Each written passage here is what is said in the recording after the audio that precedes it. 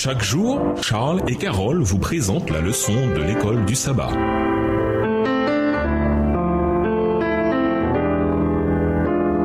Bienvenue dans votre émission. Dieu nous parle. Nous voilà à la leçon de mardi, l'histoire de Sodome et Gomorrhe. Quand Pierre décrit les événements des derniers jours, il fait une référence directe à un autre récit clé de l'Ancien Testament, la destruction de Sodome et Gomorrhe. Les villes de la plaine sont bien connues pour leur perversité et sont devenues le premier exemple de centre démographique détruit par le feu du ciel. Lisons 2 Pierre 2, les versets 4 à 11, Jude, les versets 5 à 8 et Ézéchiel 16, les versets 46 à 50. Et notez tous les détails sur le plan moral. Quelle était la situation qui a conduit à la destruction de ces villes et quel parallèle existe aujourd'hui également? 2 Pierre 2, les versets 4 à 11. Car si Dieu n'a pas épargné les anges qui ont péché, mais s'il les a précipités dans les abîmes de ténèbres et les réserve pour le jugement, s'il n'a pas épargné l'ancien monde, mais s'il a sauvé Noé, lui 8e, ce prédicateur de la justice, lorsqu'il fit venir le déluge sur un monde d'impies, s'il a condamné à la destruction et réduit en cendres les villes de Sodome et de Gomorrhe, les donnant comme exemple aux impies à venir, et s'il a délivré le juste lot, profondément attristé de la conduite de ces hommes sans frein dans leur dissolution, car ce juste qui habitait au milieu d'eux tourmentait journellement son âme juste à cause de ce qu'il voyait et entendait de leurs œuvres criminelles. Verset 9. Le Seigneur s'est délivré de l'épreuve les hommes pieux et réservé les injustes pour être punis au jour du jugement, ceux surtout qui vont après la chair dans un désir d'impureté et qui méprisent l'autorité. Audacieux et arrogants, ils ne craignent pas d'injurier les gloires, tandis que les anges supérieurs en force et en puissance ne portent pas contre elles de jugement injurieux devant le Seigneur. Jude, les versets 5 à 8. Je veux vous rappeler à vous qui savez fort bien toutes ces choses que le Seigneur, après avoir sauvé le peuple et l'avoir tiré du pays d'Égypte, fit ensuite périr les incrédules, qu'il a réservés pour le jugement du grand jour, enchaînés éternellement par les ténèbres, les anges qui n'ont pas gardé leur dignité, mais qui ont abandonné leur propre demeure, que Sodome et Gomorrhe et les villes voisines, qui se livrèrent comme eux à l'impudicité et à des vices contre nature, sont donnés en exemple, subissant la peine de feu éternel. Malgré cela, ces hommes aussi, entraînés par leur rêverie, souillent pareillement leur chair,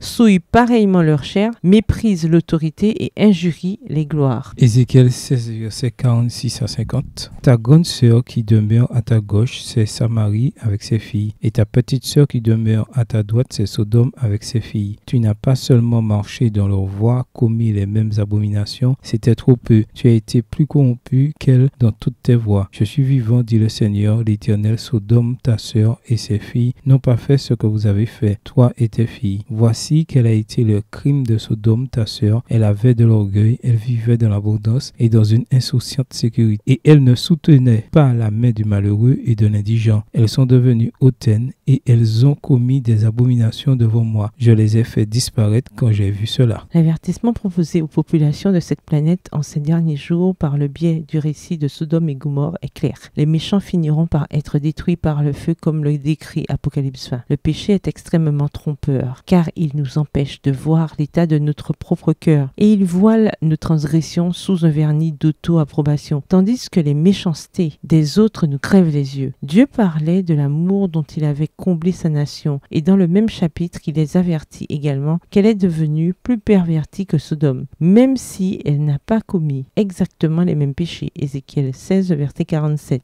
Israël s'était livré à la prostitution. Ézéchiel 16, verset 41. En commettant l'adultère spirituel. Imaginez la surprise du peuple de Dieu quand ils ont entendu qu'ils étaient plus pervertis que les gens qui étaient connus pour leur perversion. Ce n'est pas nouveau, ni pour Israël, ni pour l'humanité tout entière. De Romains 1, verset 18 à 32. Paul présente une longue liste de mots qui semblent tout droit sortis des journaux de notre époque. La description que fait Paul des péchés des païens n'était pas censée susciter un sentiment de supériorité chez les Juifs, mais à leur faire prendre conscience de la gravité de leurs propres péchés. Nathan fit la même chose quand il parla à David. Il raconta l'histoire d'un homme riche qui avait volé une brebis à un pauvre homme. En entendant cette histoire, David se mit dans une grande colère. 2 Samuel Samuel 12, verset 5. Car l'injustice semblait évidente. Mais il fallut tout de même la déclaration de Nathan. Cet homme-là, c'est toi, de Samuel 12, verset 7, pour que David se reconnaisse dans son histoire. Il est important de ne pas oublier que la Bible ne s'adresse pas d'abord au monde extérieur, mais au peuple de Dieu. Quand on voit les péchés abominables des autres décrits dans un passage comme dans Apocalypse 13 ou 17, c'est un avertissement. Nous aussi, nous pouvons tomber dans le même piège. Au revoir. Et à demain si Dieu veut.